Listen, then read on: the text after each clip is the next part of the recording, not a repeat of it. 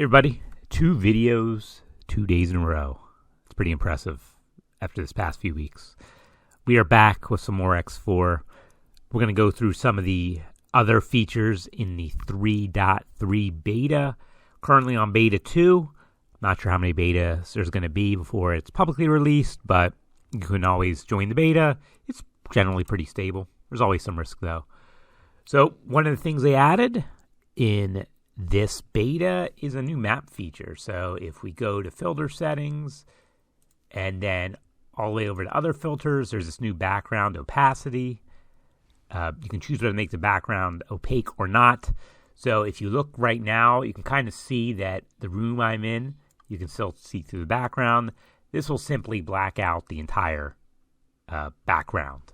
So if you don't like it looking as cluttered, then this is definitely a good choice for you. I like it. I like the option, but I'll probably keep it opaque. Just seems cleaner to me. So that's a nice new feature. Another small but nice new feature is on the logical overview. They added labels to the columns. So if you look up top here, it separates it between production and storage. This screen can be a little bit intimidating if you're not used to it. So adding this is actually pretty helpful. So, this first column is all about production, the energy cells being produced. Actually, it's waiting for storage here. And then we go into storage. This column's production. This column's about the storage. More about production. And then more to the right, more about storage, and so on. So it just generally helps separate things pretty nicely. And it looks like I just got some more. Oh, they just had some parented by some energy. So just freed up some storage. That's very nice. We're still waiting for graphene to come in.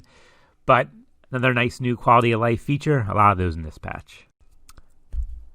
They also added another map filter, which is kind of nice too. Especially if you're playing a game where you have enemies. So if you go in the trade filter here, you make sure to turn them on. You can see all the wares and stuff, but this doesn't include enemy offers. You can add in enemy offers. So the Argon hate me in this because I'm Zyarth Patriarchy. And now we can kind of see if you include all the enemy stations, what's the most bought and sold. So if you want to do some intelligence kind of gathering, get an idea of the sector as a whole, enemy trade offers are available in here. So you can easily click them on and off. And it changes quite a bit. So methane isn't even there for buying when I'm not showing it. When I add it in, methane appears. So it's good to know about a little situational awareness about the area.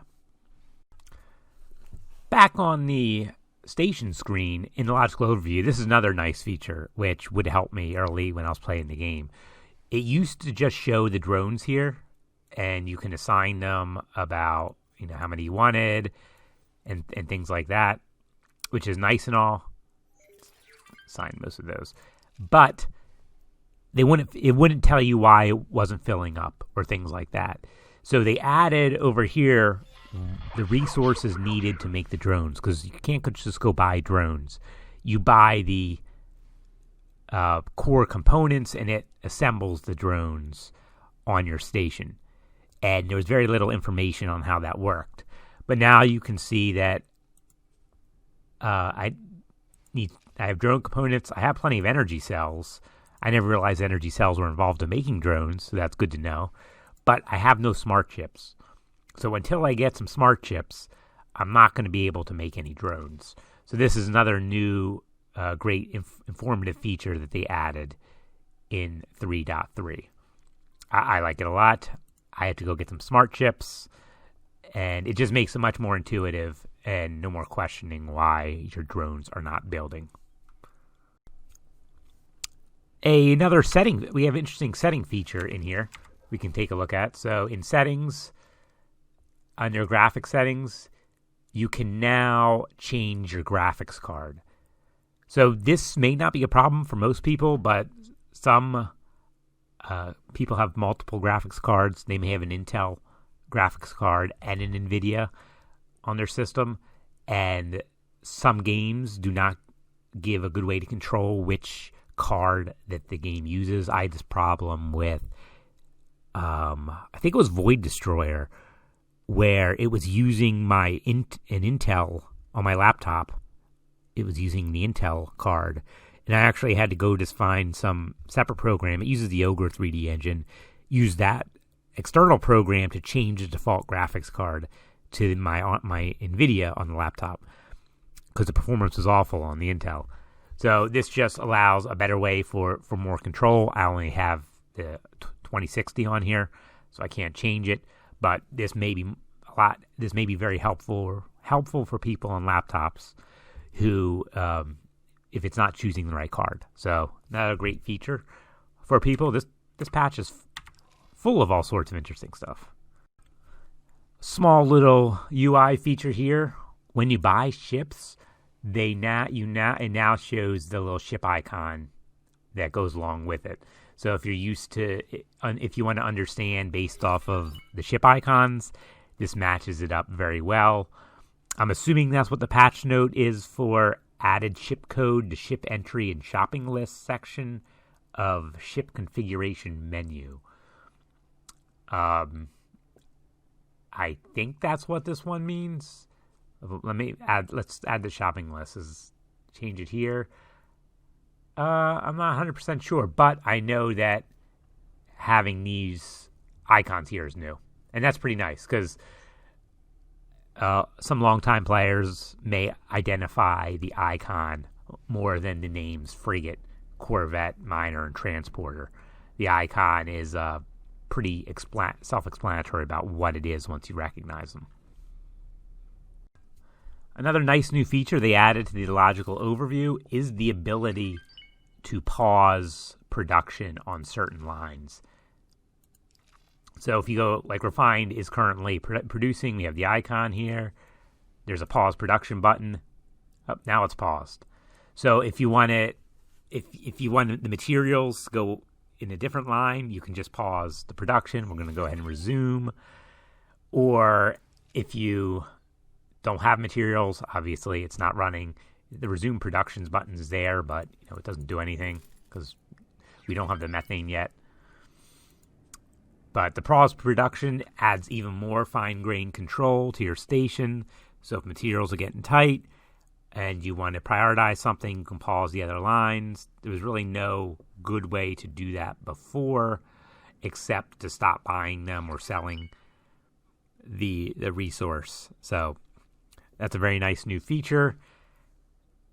Lots of great stuff in this. I'm pretty excited about this patch, actually. All right, let's see what else. This is an interesting little feature. You can now put your ship in internal storage. So if remember stations, they have storage where you land, and then they have internal storage. So you'll see them like sink into the dock. The thing will flip over, and then something else can land. Now, if you right-click on a ship, put into internal storage is an option. So that's kind of cool. We can do that. Also interesting is they improved the naming of some of these options. So they're just more verbose. So we can also retrieve from internal storage. So we went and had to retrieve that. Let's take a look at this other ship we got here. Where is it? Can't click on it. Let me click on it. Come on. All right. I guess I'm going to have to use a different ship. They just have better naming. So dock at my current location. Where's the good one? There was one, proceed with my current orders. So they just kind of made the naming more descriptive. So all in an effort, a better UI and user experience. So if we look at this BOA, it's just a trade for commander, trade for commanders, build storage. I don't know if I like commander or station. Defend commander. I think station would be a more appropriate word to use here, but I appreciate the effort. of trying to just make it a little easier and more intuitive. So definitely on the right track there. All right, that'll about do it for this video. There's still a bunch of other things to go over, but they'll take a little more work to figure out how to show, like miners using your faction's resource probes.